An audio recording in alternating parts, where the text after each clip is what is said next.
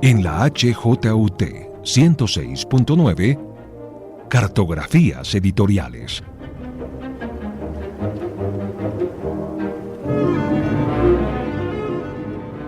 Presenta y dirige María Elvira Jaramillo.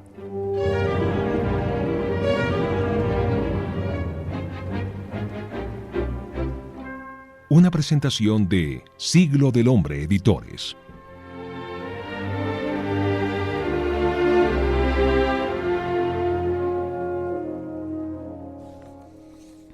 Hola y bienvenidos a Cartografías Editoriales, nuestro compromiso por dibujar literalmente el mapa de la industria editorial colombiana. Y en este compromiso, en esta meta, hay un gran viaje que tiene fecha de salida, la ruta de la edición independiente. Y la fecha de salida de este viaje es noviembre. En este mes celebramos el oficio de las editoriales que nos autodenominamos independientes. La cartografía de este viaje inició en el 2018 y tiene como objetivo que desde Siglo del Hombre conversemos con otros colegas qué es eso de ser independiente, o mejor dicho, independientes de qué. La primera parada del viaje de este año fue con Edgar Blanco de Animal Extinto. Hoy el compromiso es con una editorial que lleva 15 años trabajando por la biodiversidad y la defensa de los derechos humanos. Bienvenidos a la segunda parada de Noviembre Independiente. Bienvenidos a la ruta de una editorial con más de 300 publicaciones impresas disponibles en el mercado. Bienvenidos a un viaje que va desde el periodismo y la literatura hasta la fotografía y otras artes plásticas. Bienvenidos a la aventura de Ícono Editorial.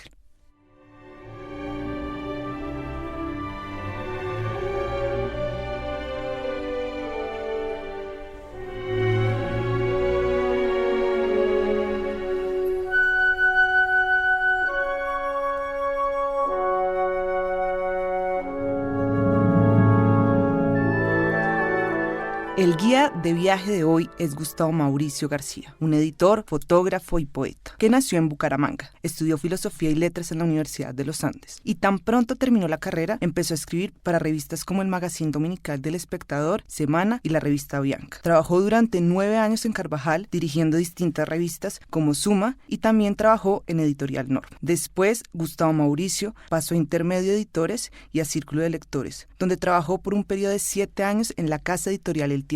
Más tarde fue nombrado director general del sello Aguilar dentro del Grupo Santillana y después de 3 años de labores, en el 2004 tomó la determinación de dar el salto a la independencia y fundó Ícono Editorial. Hola Gustavo Mauricio, gracias por acompañarnos hoy, sobre todo por guiar este viaje. ¿Qué tal? ¿Cómo están? Bueno, y además de Gustavo Mauricio, hoy tengo a mi lado a Selma Marken, la directora editorial de Siglo del Hombre. Hola Selma, gracias por acompañarnos hoy y sobre todo por sumarte a la conversación de qué es eso de ser independientes. Hola María Elvira, hola Gustavo. Bueno, creo que la discusión sigue abierta, ¿no, Selma? Todavía no sabemos muy claro qué significa eso, pero seguimos en la búsqueda. Totalmente abierta. Bueno. Y hoy tenemos otro caso completamente distinto. Bueno, para que nos ¿Distinto cuentes. de qué? Sí. Gustavo Mauricio, te propongo que empecemos este viaje y le cuentes a todos cuál es el propósito del viaje de Ícono y a dónde nos vas a llevar hoy. El propósito del viaje de Ícono, como tú decías, mucho tiene que ver con la defensa de los derechos humanos, con fundar una editorial de ciencias sociales que no tenga censura, que no ejerza censura y que permita construir mediante fragmentos, que son libros, una verdad más cercana a la realidad. Creo que es un viaje en el que nos sentimos muy cómodos, Selma y yo. Compartimos muchos de esos principios en nuestra propia editorial en Siglo del Hombre. No sé si Selma está de acuerdo conmigo, pero sobre todo cuando dijiste una editorial que pueda publicar sin censura. Totalmente. Bueno, entonces, cuéntanos, ¿qué debemos echar en la maleta para irnos de viaje contigo y qué han echado ustedes durante estos 15 años para hacer posible ese viaje? Tiene uno que echar, pues primero que todo, mucho entusiasmo, muchas ganas de querer hacer las cosas, no temerle casi que a nada, o sea, sino a dar hacia adelante, pasos muy seguros. No creo que uno pueda titubear, no creo que uno deba acelerarse, sino que de a uno en uno. Si uno ve una editorial, digamos, una de las pocas empresas que se puede fundar poco a poco, una editorial empieza con un libro y al otro año puede sacar otro libro y demorarse 2 años y sacar otro libro. Entonces, en principio, uno hace las cuentas y dice, no, ¿cómo no voy a poder conseguir la plata para publicar un libro? Entonces, hay que arrancar con un libro. Eso es lo primero que hay que hacer. empezar. Cuando uno empieza, le van surgiendo poco a poco los demás libros y ya después no quiere parar. Y dentro de esa maleta había áreas temáticas fundamentales que no podían no estar ahí, o áreas que definitivamente no te interesa incluir en la maleta. Yo tengo una ventaja que puede ser un problema en algún momento dado, según dependiendo de quien lo vea por el lado de mercadeo, y es que no tengo nicho, porque como me crié, digamos, con grandes editoriales, entonces me crié con el gusto por cualquier tipo de libro, desde poesía hasta un libro de gran formato. Entonces a mí no me pueden decir, no, es que él solo publica poesía. No, novela, no, cuentos también, libros de gran formato, fotografía, de pintura, no, también hay, de colorear. Uno de colorear, o sea, hay toda la gama posible, porque básicamente se basa en lo que a mí más me gusta, con los conocimientos que tengo del medio, digamos, con la práctica de durante muchos años de trabajo en editoriales. Bueno, y abramos un poco más la maleta, nosotras de Chismosas, me interesa que hablemos de cómo resuelven el tema de la distribución, por ejemplo. El tema de la distribución es que como yo pertenecía a grandes editoriales, entonces conocía a los agentes, digamos, de la distribución y del sistema del libro. Entonces, aprovechando que conocía a todo el mundo, dije, fundo una editorial e inmediatamente, digamos, me empiezo a no dejar cerrar las puertas que tenía ya abiertas. Entonces me contacté con toda la gente y la gente muy entusiasmada dijo, no, pues buenísimo que Gustavo se vaya a dedicar a montar una editorial. Yo creo que la gente en principio lo ve como un entusiasmo y lo apoya mucho. El problema viene después. Eso me lo decía un gerente una vez, me decía, no, es que tú publicas 1, 2, 3, 5 libros y ahí todo el mundo te va a hacer cara bonita, sí, porque el muchacho fue capaz de sacar adelante esa empresa. Hay que apoyar el emprendimiento. Hay que apoyar el emprendimiento. El punto es cuando el emprendimiento le empieza a morder espacio a los grandes. Entonces ya empieza, perdón, córrase un poquitico para allá que aquí cabe un libro mío. Ahí es cuando ya no les gusta mucho el emprendimiento y ya empiezan, cuando uno empieza a codear, lo empiezan a patear, no a codear sino a patear, y eso dificulta un poco las cosas. Pero la puerta inicialmente se me abrió pues de una. Pero yo creo que es bueno que uno lo empiecen a patear porque significa que algo está haciendo bien. Ah, no, claro, claro, toca agarrarse duro, pero claro que sí.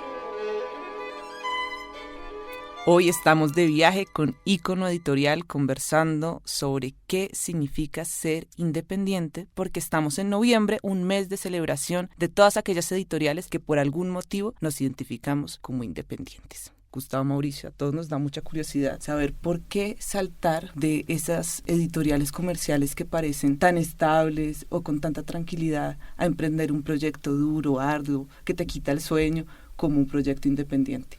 Que me quita el sueño, pero también me quitaba el sueño quedarme ahí adentro. Más, eso fue lo primero. Me empezó a quitar el sueño estar dentro de un grupo con el que yo no estaba de acuerdo, que me cerraban puertas por cierto tipo de temas, que cambiaban de opinión según las relaciones que tenían en ese momento.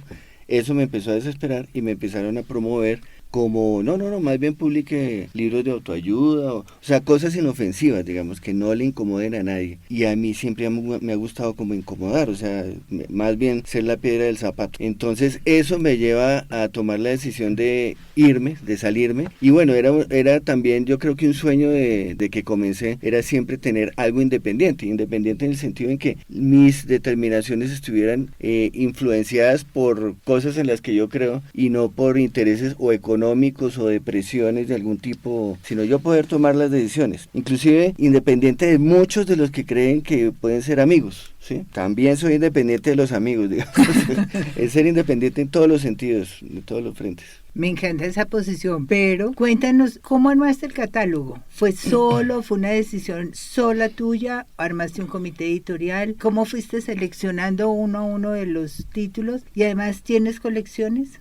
Mira, el catálogo, mejor dicho, la decisión de montar una propia editorial es, obviamente la venía pensando, pero solo cuando yo estuve en Aguilar me sentí capaz en el sentido en que en Aguilar yo no fui solo director editorial, sino realmente era una función de gerente, cosa que agradezco mucho porque me dieron la libertad de moverme, y ahí entendí cómo funcionaba, digamos, el negocio, no solo en términos editoriales, sino más amplio. Digamos, yo era jefe también de la persona que era la encargada de ventas, de mercadeo, de todo, y sabía las cifras, tenía acceso a todas las cifras. Eso me dio un panorama y yo dije, pues yo tengo que ser capaz de hacerlo. La decisión de irme fue un poco apresurada porque fue un poco por la situación que estaba contando ahora. Sentí presiones que yo dije, no quiero avalar esto, entonces me voy. Pues obviamente me tomé 2-3 meses en irme porque no me estaban sacando, sino que yo dije, no me voy. Me pidieron muchas disculpas, bueno, toda la historia, pero sí, me fui y obviamente me tocó montar un catálogo en ese momento muy apresurado porque yo venía con mi catálogo de la editorial y de pronto digo, no, me voy, pues lo que yo tenía como proyecto lo tenía fincado en la empresa en la que estaba. Claro. Entonces me tocó arrancar de cero. De cero fue empezar por un libro que fueron de frases, que es Tanta Tinta Tonta, después saco El Mundo según Gabriel García Márquez, El Mundo según Margarita Ursenar, bueno, y en principio son libros basados en frases porque esas frases no tenían derechos, eran recopilaciones, y era la necesidad de sacar inmediatamente un libro para inmediatamente montar una empresa que inmediatamente empezara a funcionar. Entonces el primer libro es Tanta Tinta Tonta, que es una recopilación que hace Luis Líbano, que echaba sobre las frases idiotas de los políticos, que yo siempre he querido sacar la segunda parte, porque en este momento está que la van a hacer, sí. Sí.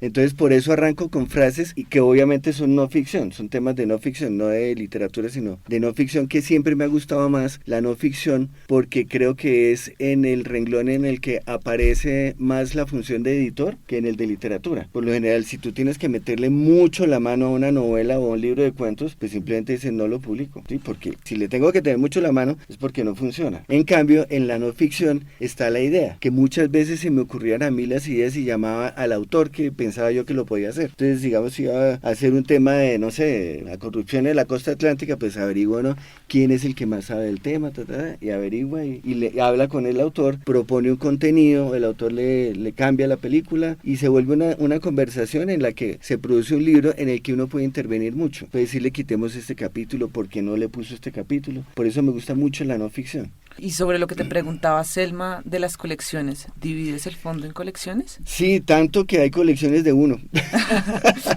O sea, ha pasado, ¿no, Selma? A todos nos pasa. Hablemos de esa parte. Hay uno que se llama Abra Palabra, que publiqué uno porque era leía una colección de muy cuadrada con un autor que después me dijo, no, es que me ofrecieron no sé qué, entonces voy a publicar con otra editorial. Entonces me quedé con un libro y no he encontrado como otro autor de la misma calidad para seguir la colección. Pero sí, hay muchas colecciones.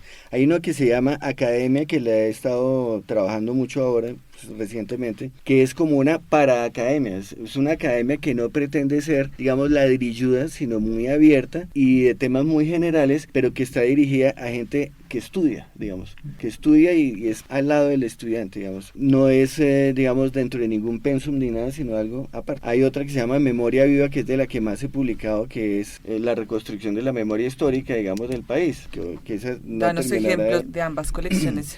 Bueno, hay uno, digamos, el primer paso que doy es con un libro que se llama La guerrilla por dentro, de Jaime Arenas, que es una reimpresión o reedición, porque es reedición, de un libro que se publicó en el 71 y que mataron al autor porque precisamente publicó el libro, que era contra la guerrilla y era de un autor que era guerrillero, pero sale de la guerrilla y escribe contra lo que está sucediendo en la guerrilla adentro. Estamos hablando del 71, o sea. ¿Y eso fue un rescate o dónde encontraste? Fue un rescate.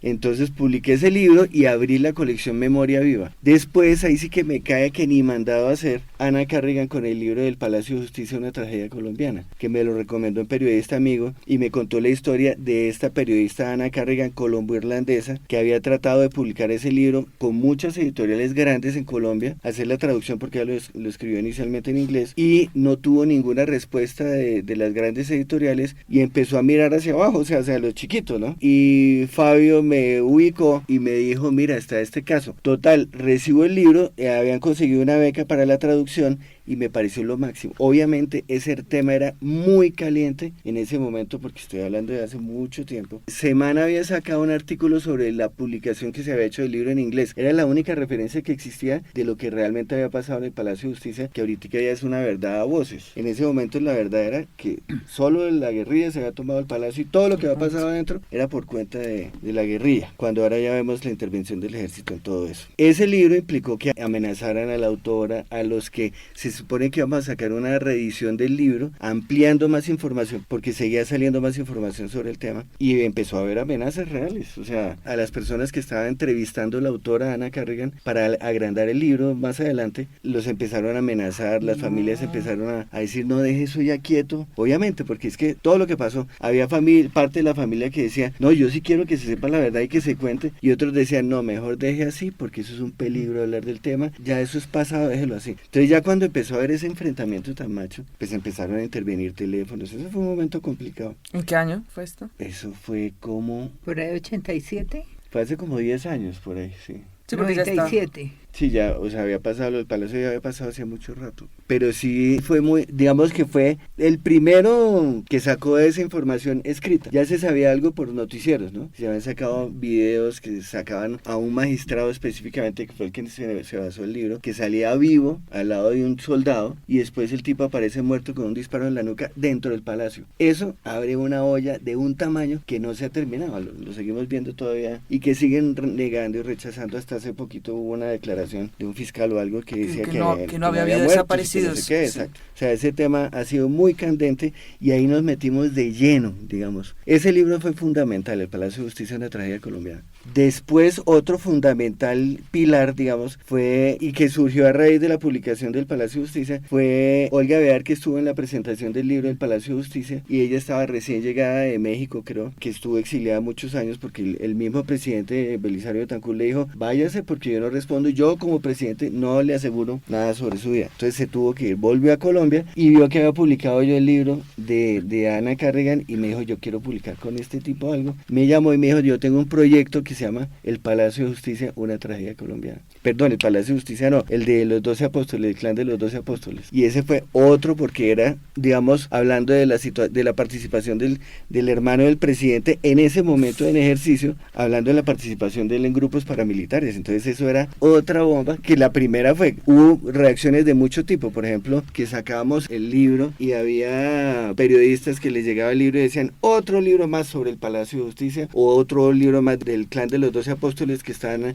acusando al presidente, ¿no? Y no lo habían ni visto, nada, no habían visto nada y ya estaban atacando. Y empezó a oírse mucho la editorial en ese sentido, aunque pues realmente nunca he recibido nada directo. Hay una anécdota que sí me llama, que fue muy, muy divertida, y hablando de libros que siempre me han gustado, es un libro que escribió José Alejandro Castaño, que se llama Cierra los ojos, princesa, que es una novela sobre la hija de Pablo Escobar, pero nunca se menciona la palabra Pablo Escobar, el nombre de Pablo Escobar en el libro. Se menciona en la contracarátula o la historia o una historia ficcionada de la hija de Pablo Escobar en la carátula, la hija del patrón, algo así. Pero el libro es una historia de una niña que tiene un papá todopoderoso y que tiene una casa que parece una casa de muñecas porque es llena de caletas, y la niñita se asoma por unos huequitos y ve a un señor que es su papá ya hablando con unos tipos y se asoma por otro huequito. O sea, es una casa llena de escondites, que es perfecto para una niña. Ese libro fue espectacular, digamos, me gustó mucho porque es la primera vez que se trata literariamente, o por lo menos que yo conozca, ese tema sin mencionar nada de lo que realmente pasó, porque además al autor, que había tenido una entrevista muy larga con la familia de Pablo Escobar, que ya había muerto él, le dijeron que no podía publicar ningún libro que no fuera autorizado por ellos. Entonces él hizo una primera versión que presentó para una editorial muy grande, que según dice él, la editorial dijo que no estaba dispuesta a ponerlo a juicio de la familia o no. Total, no publicó el libro que iba a publicar originalmente, sino que hizo una novela muchos años después, basada un poco en la historia que había vivido, de lo que él vio en Argentina cuando estaban en Buenos Aires. Pero la historia es que, claro, cuando empezó a sonar el run run que José Alejandro iba a publicar un libro sobre ese tema, la familia pensó que era sobre el tema que le habían dicho que no publicaran. Y un día recibo yo una llamada de noche, estaba trabajando en la oficina, una llamada y me dice, ¿ustedes no sé qué, la editorial? Y yo, sí. Entonces me dice, ¿ustedes van a publicar un libro de José Alejandro? Yo realmente no conocía a José Alejandro. Entonces yo le dije, ¿qué? O sea, no sabía de qué estaba hablando el tipo. Que si ustedes van a publicar un libro libro de José Alejandro Castaño, entonces ya, sí, José Alejandro, sí, ya casi sale, ¿no? ¿Y sobre qué trata? ¿No? Y es que habla con el hijo de Pablo Escobar, pero no me dijo el nombre de Pablo Escobar, sino me dijo el marroquín, creo que es el apellido que se habían inventado, no sé qué marroquín, y ahí yo quedé tieso es tieso, pero lo que hice fue colgarle de una, o sea, el tipo me dijo, habla con marroquín, y yo, ¿marroquín qué? Cuando caigo en cuenta, yo no cuelgo, y colgué.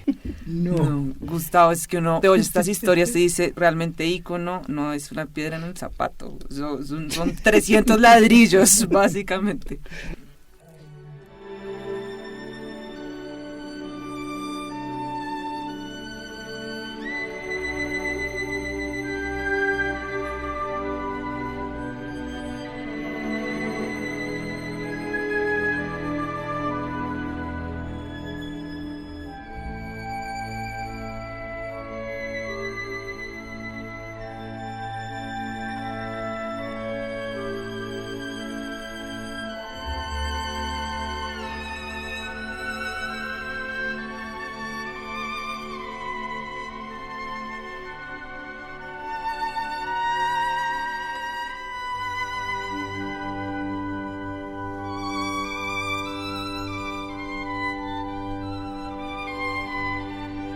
Hoy estamos de viaje con nuestros amigos de Ícono Editorial, concretamente con Gustavo Mauricio, su editor. Estamos aquí absolutamente sorprendidas con la cantidad de historias sobre la realidad colombiana y el aporte de esta editorial en temas como la memoria, por ejemplo. Y antes de seguir, no quiero dejar pasar y contarles que Noviembre Independiente es posible gracias a la Cámara Colombiana del Libro, la Alcaldía de Bogotá a través del Instituto Distrital para las Artes y Dartes, la ACLI, que es la Asociación Colombiana de Libreros Independientes, y todas las editoriales como nosotros dos que nos sumamos a esta gran celebración y a este gran mes. Gustavo, me gustaría saber una cosa. Tú que has trabajado en editoriales de los grandes grupos, ¿qué diferencia le das a la independiente? ¿Por qué Ícono nació? Desde que nació es independiente. Bueno, hay una cosa, es que uno cree que uno se lanza al agua y va a tener el mismo comportamiento que lo que uno conoce habiendo trabajado en una editorial grande o en varias editoriales grandes. Y no tiene nada que ver porque la realidad es totalmente distinta. O sea, lo que yo veía desde ahí, yo dije, no, todo el libro bueno tiene éxito. Y resulta que no todo el libro bueno tiene éxito, sino que tiene una cantidad de manejos internos que dificultan el éxito de un libro bueno, ¿sí? Y esa es la parte más complicada de manejar, porque la independencia sigue siendo en todos los sentidos, en el sentido de la no corrupción, de no estar cerca de donde se ofrecen platas para cosas que en mi concepto no se deben ofrecer, y eso se ve en todas las partes del mercado, pues en textos escolares que no trabajo yo, precisamente no los trabajo porque sé que tiene un manejo complicado, en donde hay manejos que implican corrupción, no me meto. Entonces, independiente de la corrupción, por ejemplo, que hay mucha, uno cree que por ser un gremio intelectual y bonito y no sé qué, no, eso se mueve por todas partes, es un rechazo total a eso. Bueno, hemos llegado al final de este viaje. Ya saben que todo este recorrido termina en una librería, buscando un libro de Ícono. Pero entonces yo quiero que lleguemos a la parte final, que es recomendaciones de viaje, las finales. Y voy a decir las mías, porque hay un libro que a mí me encanta y soy fan número 1 y lo recomiendo para todos, mujeres, niñas, niños, de todo, que se llama Mujeres Valientes y Poderosas de América Latina. Es un libro para colorear. Esa es mi recomendación. Gustavo, Mauricio, no sé si tengas alguna recomendación de viaje final para quienes nos están escuchando. Hay uno que es un libro muy importante que se llama Violentología, que es de Stephen Ferry, de fotografía. Solo se consigue ahora en inglés, que lo distribuimos nosotros también, pero fue un libro muy importante de haberlo sacado. Bueno, varios de estos libros nuestros han ganado premios, digamos, de semana, digamos, de declarados el mejor libro del año en no ficción. Violentología, El Clan de los 12 Apóstoles. Hemos recibido premios de periodismo, el primer premio de periodismo del Círculo de Periodistas de Bogotá a libros, se lo entregó a Ícono Editorial con un libro de Olga Bejar. Ahí se fundó esa categoría que no existía. Bueno, Gustavo, Mauricio, gracias por acompañarnos hoy, por guiar este recorrido. Y Selma, no sé si te despides o hay algo más que quieras anotar. Pues quiero felicitarlo por dos cosas, como un gran editor y también como un gran vendedor, porque yo sé que me voy a buscar los libros de Ícono. Bueno, rico que hayas estado con nosotras en este programa. Muchísimas gracias. Bueno, y a quienes nos escuchan, los esperamos en la siguiente parada de Noviembre Independiente, en un nuevo programa, en un nuevo reto editorial.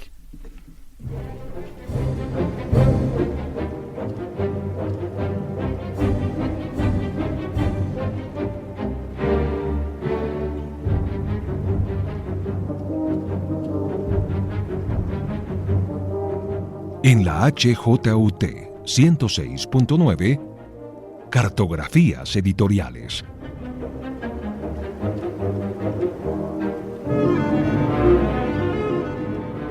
Presenta y dirige María Elvira Jaramillo.